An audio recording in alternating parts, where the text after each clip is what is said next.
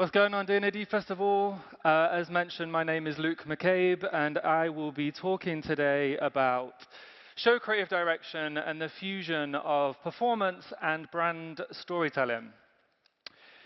So let's get into it. I'll be unpacking the potential, the power, and also behind the scenes of the process when it comes to experiential campaigns and the role of show creative direction. Now, if you don't know what show creative direction is, that's completely fine. We're going to get into it. I'll also be talking about how I got into the role and also how instrumental being a part of the D&AD Shift program was in my journey. So let's start at the beginning. My first experience as a creative professional was actually as a dancer. Top left, you'll see I was pretty intense. I started off, my first job was actually at the age of 14, which I'm not sure is legal. I booked a tour with the music artist based in the UK, and I continued working as a backup dancer in the music industry throughout my teenage years. I was lucky enough to train at the wonderful Brit School for Performing Arts and Technology, which is one of my favorite places on the planet, where I studied dance at the equivalent level of A-level. And I continued when I left there to work as a kind of a backup dancer for different artists on their UK tours or TV performances. And it was whilst working on some of these tours that I learned about what they call in the music industry a creative director.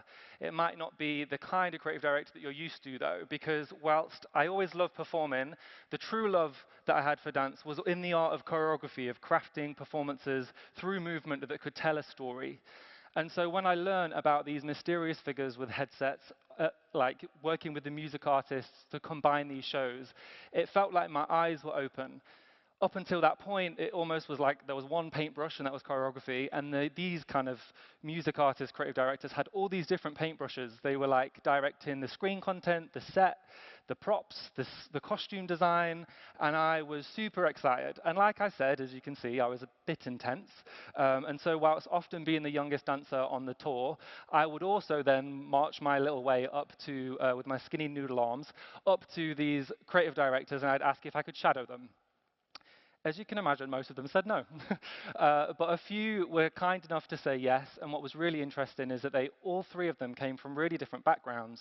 One came from a photography background, another came from a lighting design background, and another came from a choreographic background, a bit like myself. And so whilst I didn't try my hand at anything at this point, I was really observing, and so I would shake a leg on stage, and then I would run off and go often to back of house, and I'd watch how they would direct and give feedback. I'd often be in the process and the lead up and see how they led rehearsals. And I was super fascinated. And so the first time I actually really creatively directed a show was actually for a mega church of all places. The creative director at the time was also a former dancer, and she was about to go on maternity leave. And she was looking for somebody to support in a temporary capacity and to kind of come in almost at like intern level, really, and kind of help creatively direct some youth events that they would often do within this church. Now, that turned into 6 years working and ending up as one of their global creative directors for a megachurch based in Sydney, Australia, whereby I would often have my hand in concepting, writing, directing these theatrical performances, sometimes for Easter, in a kind of a dance theatre production in Palladium. We would do these large-scale carols concerts at Wembley Arena. They would also have these 3 worship bands that would often tour and do music videos, which I would also get involved in creative directionally.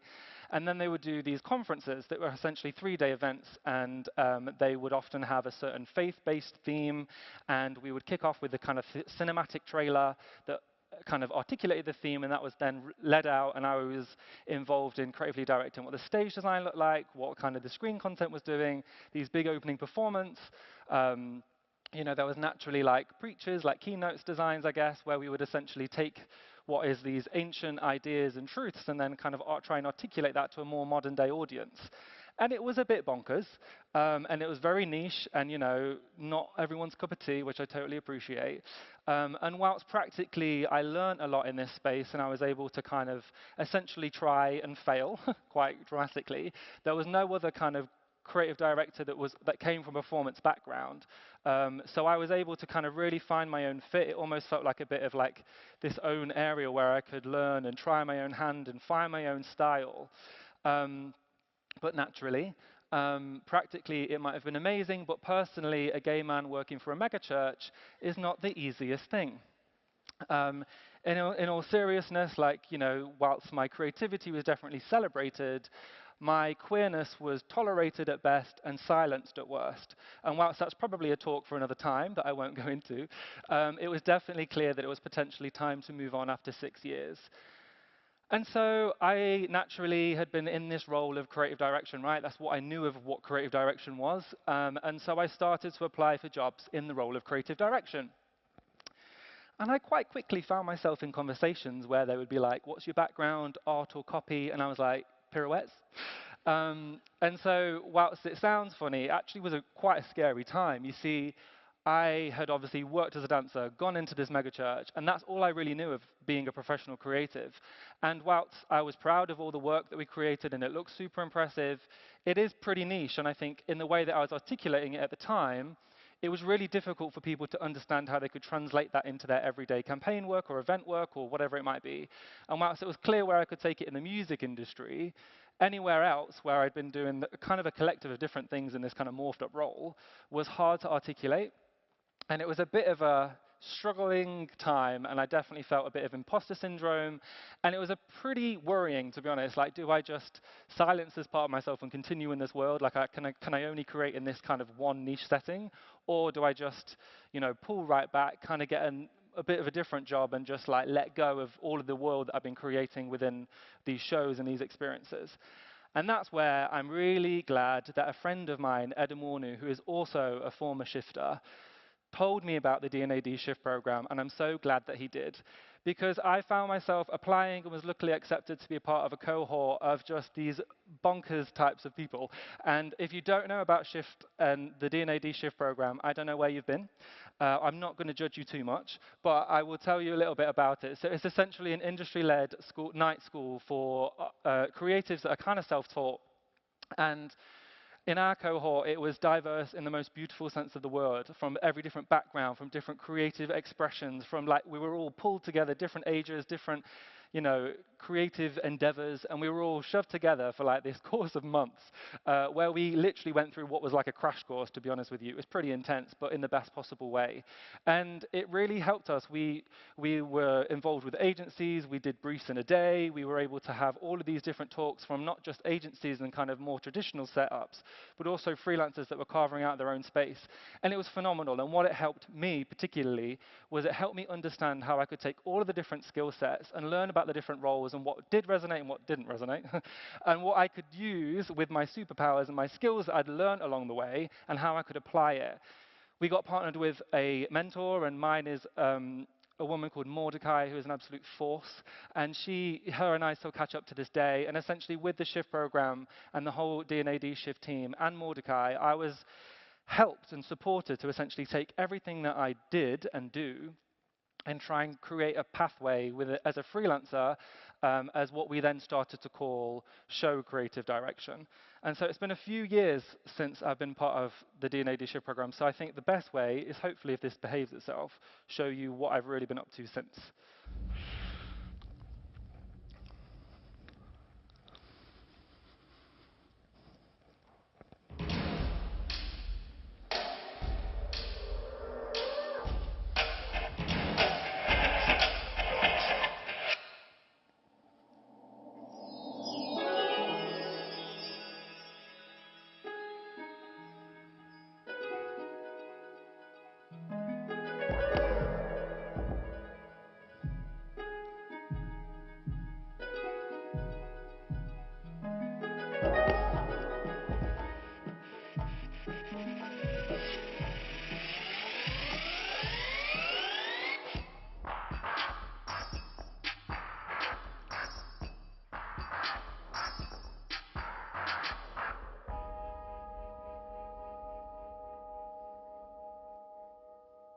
Wonderful.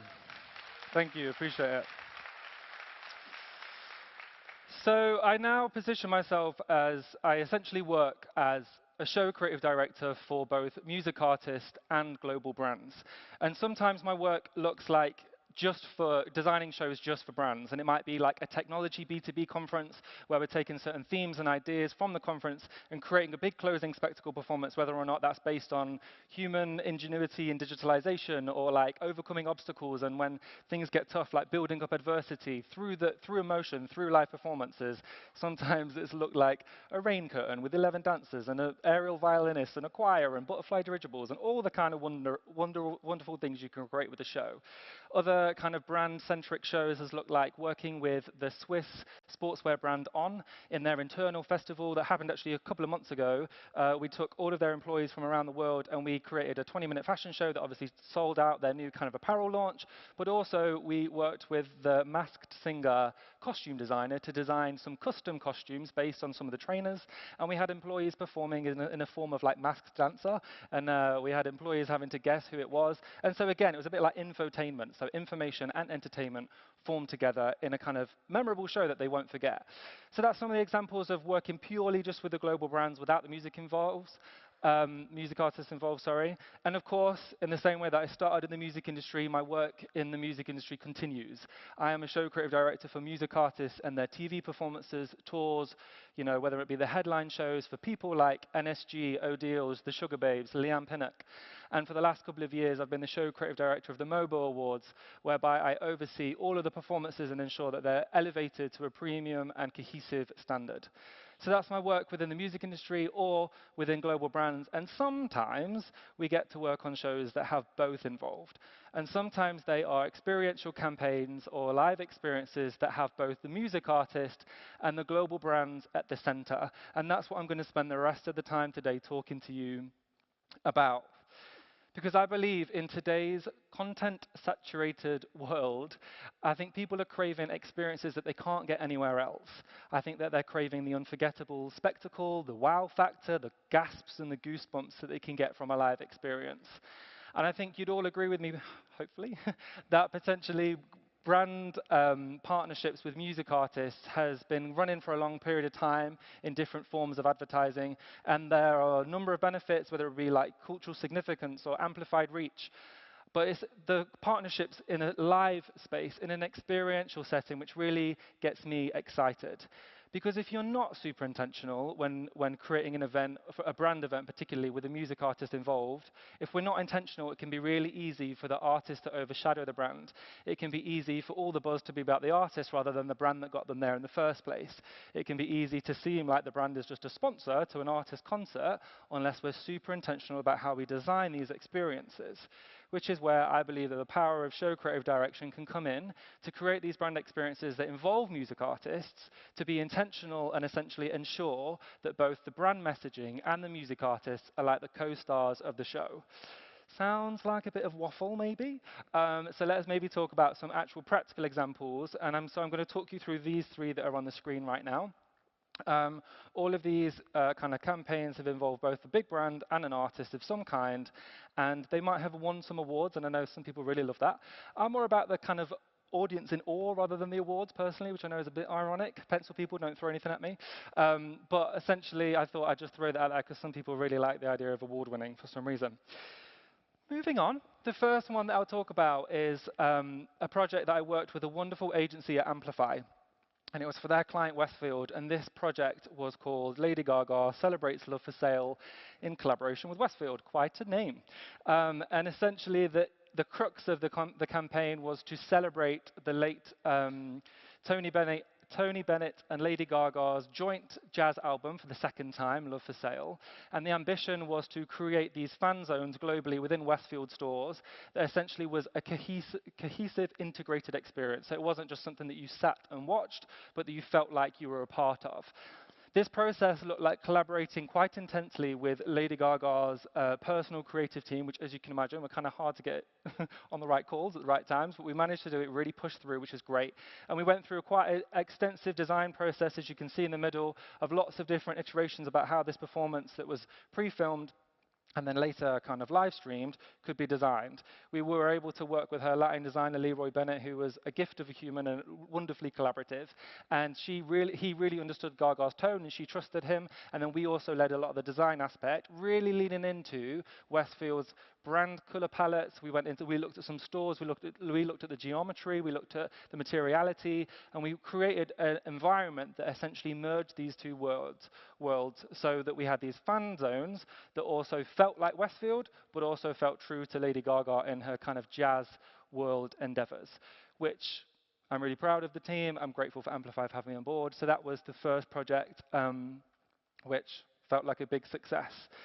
The next one, I'm not allowed favorites, so if we can just keep this in the room, but this might be one of them. It is with the wonderful team at Smile, who I work with quite frequently. Smile is obviously a wonderful agency, and they get me involved in a couple of different projects and pitches with them, and I feel like they really understand the role of show creative direction. The others do as well, gosh. And so this one was with the team at Spotify, who again was super collaborative client and really up for kind of going the extra mile to make this amazing. Our role was to essentially take the iconic digital and social campaign of Spotify Wrapped and take it into a live experience. It could have been really, really easy for us just to kind of create a stage design inspired by Spotify Wrapped and just say, jobs are done, let's go, we'll get the artists come in to perform, we'll invite the fans, great. We actually went a step further. And in the middle image, you'll actually see that the campaign creative that year had 6 different colorways, and they had these kind of fun retro shapes, which we called elements. And across the campaign that year, these elements showed up on certain distinct colorways as part of the social digital branding. Now, we ended up working with the Spotify team and 7 different artists to essentially create and design 7 custom performances that each brought to life the 6 different colorways and the different elements. That meant working with Ray, Chase and Status, Sam Smith, Charlie XCX, Libyanka, Strands, and Kenya Grace on a performance that these fans would never see or experience on YouTube anywhere else. Streamed all the way on TikTok, we really collaborated and brought everything that we could to kind of bring what was normally social and digital and to the kind of physical real-life space, whether or not that was integrated on the dancer costumes, the screen content, the colors of the lasers, the colors of the lighting, some aspects of the confetti was in the certain shapes. We also, in the physical space, looked at bringing large-scale inflatables of those shapes to life, so that every touch point of that kind of streamed experience, from when the hosts were on stage all the way through to Sam Smith's performance, Charlie XCX's performance, Jason Status, was embodied, rich in the kind of Spotify Rap Live campaign. Probably one of my favorites. Not that I should say that. And then this time last year, I found myself in Paris, France, with the team Imagination, and our client at the time was Visa, and Visa was a big sponsor of the Paris Olympic Games. And so one of the ambition was to essentially create a show experience that kicked off the summer of Paris, and in the same way that obviously the Olympics brings athletes from loads of different parts of the world into one city, we wanted to do the same with music artists. And so we had Post Malone, Ira Star, Kungs, and Rhinau, who were all very different artists with very different genres from lots of different places in the world. And the ambition was that Imagination had this amazing idea to do this campaign creative that essentially worked with a local artist in Paris to design these busts, almost honoring the fact that, you know, the Louvre obviously has its statuary room. One thing that I should have mentioned, this was the first ever concert experience at the Louvre Museum in Paris, which was super exciting. So we wanted to honor that and bring that to life by building a stage, which took over 10 days. Given all of the kind of technical requirements and the sensitivities that we had to do with audio design, and really honor the space. And we, you know, the campaign creative essentially had these 4 busts that were designed with different graphical treatment that reflected the different artistry of each artist. I then took that into the show. We then took some of the forms, shapes, colors of each of these 4 kind of busts that you'll see top left, right, and we essentially designed performance out of them. So Ira Stars look like a statuary come to life, and all of the kind of goldy, which you kind of can't see, all the cracks and all of those kind of goldy textures was also replicated into the dancer costume, and a lot of the props design We amplified Post Malone's iconic tattoos, and then in his performance, we utilized notch technology, which was treated live feed, and we used a lot of the geometry and the shapes similar to his tattoo design, and pushed through real-time graphics to kind of bring that to life. Kung's was super geometric. Ryan was like really misty and interesting and kind of thought-provoking. And so we essentially were able to create a really custom show, which, again, these fans weren't just coming to see a Post Malone concert at the Louvre. They were seeing a Visa Live at the Louvre experience, which featured some artists in their own distinct, personal, authentic way. So there are 3 examples of where I believe that show creative direction can turn up and bring authenticity to make sure both the brand messaging and the artist are both the co-stars of an experience. And I think whilst all 3 of them are quite different, and different brands and different style of scale, I do believe it gives us 3 important takeaways. The first is that both brands and artists can show up as the hero of an experience if we're super intentional, and sometimes that takes a lot longer. Sometimes it can go the easy road and have one compromise, but I believe that if we're super intentional and we've got the right people in the room, we can make something truly custom and unforgettable. Number 2 is I believe that the spectacle should be rooted in story, and I'm sure that we can all appreciate that no matter what your creative expression is, starting a process with what is the story? What are we trying to tell here? And I believe it's the same for these wow moments. I don't think the wow moments mean anything anymore unless they actually resonate with some kind of authentic truth or messaging. And the third, all of these projects involved traditional creatives and non-traditional. People like myself who definitely don't come from a traditional ad background, that just thanks to the D&AD Shift program, I always found myself being able to articulate this world in this new space. And I definitely value traditional creatives. We need it. None of these projects would have happened without it. I think we need to honor craft and celebrate craft, because none of these projects would happen without the traditional creatives involved in these agencies and also as a freelance support. But also, I do believe that the non-traditional creatives that also get onboarded onto these projects really make such a difference. And so it's an interesting thought when it comes to this non-traditional and traditional creative. I wonder in your processes, in your projects, in your teams, in your agencies, and in your brands, how often are you kind of creating space around the meeting table or the brainstorming Miro board or whatever it might be for maybe non-traditional thinkers? I think it can be so easy and fast-paced turnarounds, and briefs are coming in even quicker now, and the whole pitch process is a bit of a bonkers scenario. But I'm wondering, is there room for people who could be maybe not from the traditional background in your worlds? And if you're struggling to find them, I'm wondering whether or not you should have a little look at the D&AD Shift program, because you might be surprised and energized and excited by the people, the talent, the different diversity of thought even that there is within that program. And so, yeah, I'm super grateful to all the agencies and also brands for trusting me to get on board. And kind of sometimes I take people through a bit of a deck, and I'm like, I think we should take this thing and make it into like an aerial violinist. And sometimes they look at me and I'm like, open your eyes, imagination, imagination.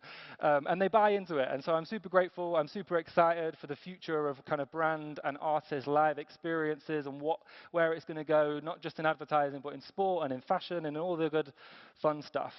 And so hopefully what I've explained to you today and chatted to you about and waffled to you about for these couple of minutes that we've had together has opened your eyes maybe to a bit of a different way of working when it comes to live experiential work.